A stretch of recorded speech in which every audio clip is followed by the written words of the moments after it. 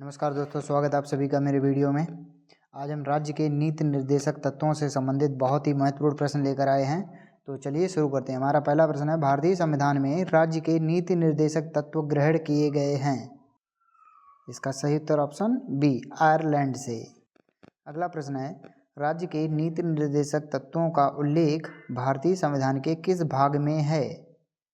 इसका सही उत्तर option C, भाग 4 में। अगला प्रश्न है, भारतीय संविधान के किस अनुच्छेद में राज्य के नीति निर्देशक तत्वों का उल्लेख है? इसका सही उत्तर ऑप्शन सी, अनुच्छेद 36 से 51।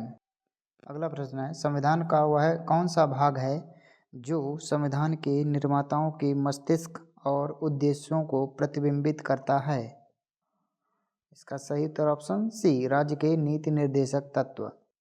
अगला प्रश्न है, राज्य के नीति निर्देशक तत्वों में निम्नलिखित में से किन किन प्रकार के सिद्धांत अंतर्निहित हैं? इसका सही उत्तर ऑप्शन डी, उपर्युक्त सभी। अगला प्रश्न है, भारतीय संविधान में राज्य के नीति निर्देशक सिद्धांतों को शामिल करने के पीछे मुख्य उद्देश्य क्या था? इसका सही उत्तर ऑप्शन ए, कल्याणकारी राज्य की स्थापना करना।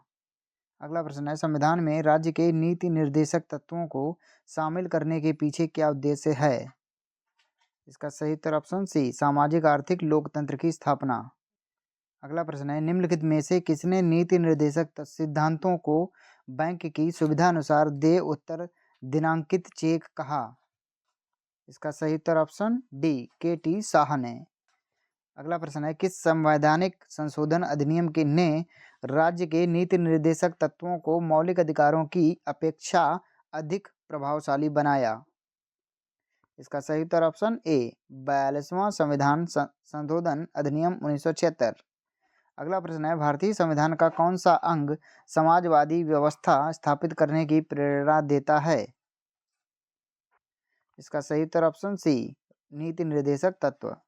अगला प्रश्न है, संविधान में कल्याणकारी राज्य का आदेश दिया जाता है। इसका सही उत्तर ऑप्शन सी, नीति निर्देशक तत्वों में। अगला प्रश्न है, नीति निर्देशक सिद्धांत हैं। इसका सही उत्तर ऑप्शन बी, वाद योग्य नहीं।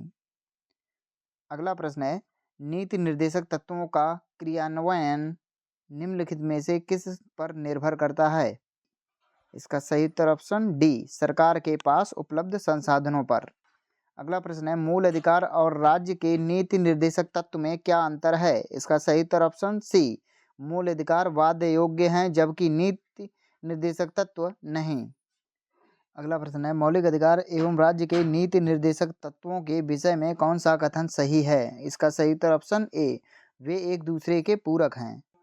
अगला प्रश्न है, एक कल्याणकारी राज्य के निर्देश आदर्श वर्णित हैं। इसका सही उत्तर ऑप्शन ए, राज्य के नीति निर्देशक तत्वों में। अगला प्रश्न है, नीति निर्देशक तत्वों को कार्यान्वित करने के लिए क्या मूल अधिकारों का हनन हो सकता है? इसका सही उत्तर ऑप्शन बी, कुछ का हो सकता है।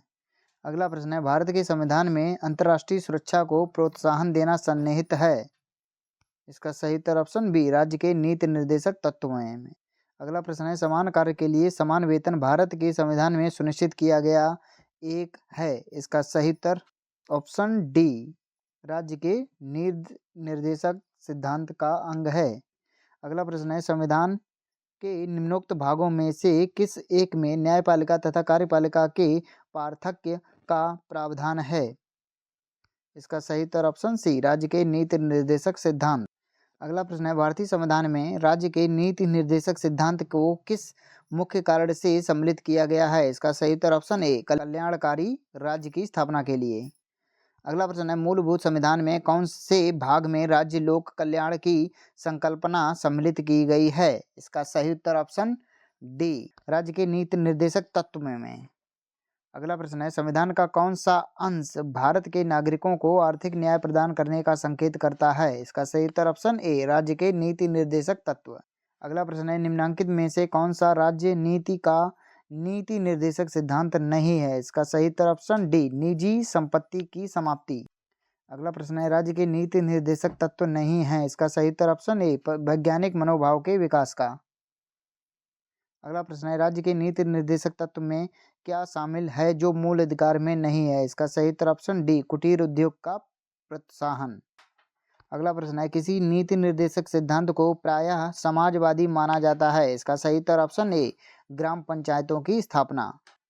अगला प्रश्न है, निम्नलिखित निर्देशक सिद्धांतों में से वह सिद्धांत कौन सा है जिसे गांधीवादी सिद्धांत कहा जाता है। इसका सही उत्तर ऑप्शन बी, स्वशासन के प्रभावी एकलों के रूप में ग्राम पंचायत का संगठन। अगला प्रश्न है, नीति निर्देशक तत्व का महत्व किसके लिए है। इसका सही उत्तर ऑप्शन बी, राज्य के लिए।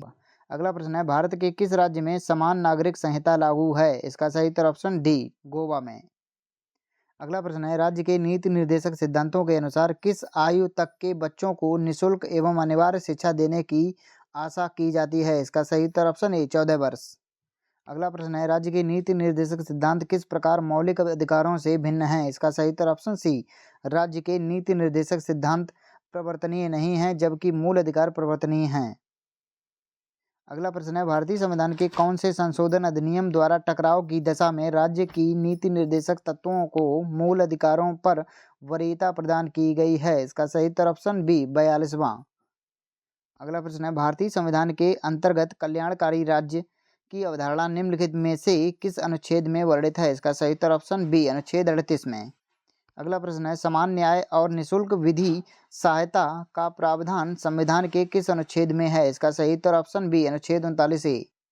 अगला प्रश्न है, भारतीय संविधान के निम्नलिखित अनुच्छेदों में से कौन सा अनुच्छेद राज्य सरकारों को ग्राम पंचायतों को संगठित करने का निर्देश देता है। इसका सही उत्तर ऑप्शन बी, अनुच्छेद 40। अगला प्रश्न है, भारतीय नागरिकों के लिए एक समान सिविल संहिता प्राप्त कराने की बात कही गई है। इसका सही उत्तर ऑप्शन बी, अनुच्छेद 44 में। अगला प्रश्न है, संविधान के किस अनुच्छेद में न्यायपालिका का कार्यपालिका से पृथक्करण का उल्लेख किया गया है। इसका सही उत्तर ऑप्शन डी, अनुच्छेद 50 में। अगला प्रश्न है, राज्य के नीति निर्देशक सिद्धांतों में से किस अनुच्छेद का संबंध अंतर्राष्ट्रीय शांति और सुरक्षा के संवर्धन से है। इसका सही उत्तर ऑप्शन बी, अनुच्छेद 51।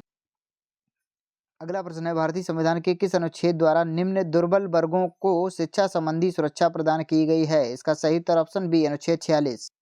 अगला प्रश्न है, काम करने के अधिकार को राज्य के नीति निर्देशक तत्वों में निम्नलिखित में से किस अनुच्छेद के अंतर्गत रखा गया है। इसका सही उत्तर ऑप्शन सी, अनुच्छेद 41।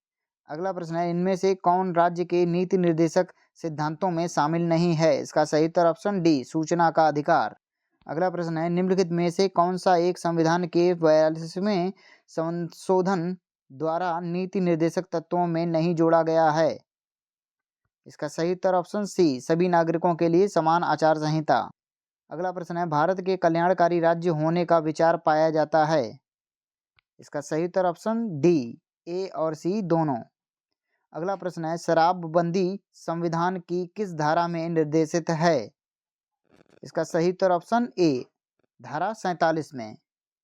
ठीक है दोस्तों, हमारा सेशन यहीं पर समाप्त होता है। आशा करते हैं आपको ये पसंद आया होगा और यदि आपको मेरा प्रयास अच्छा लगा हो तो वीडियो को लाइक करें, चैनल को सब्सक्राइब करें। धन्यवाद।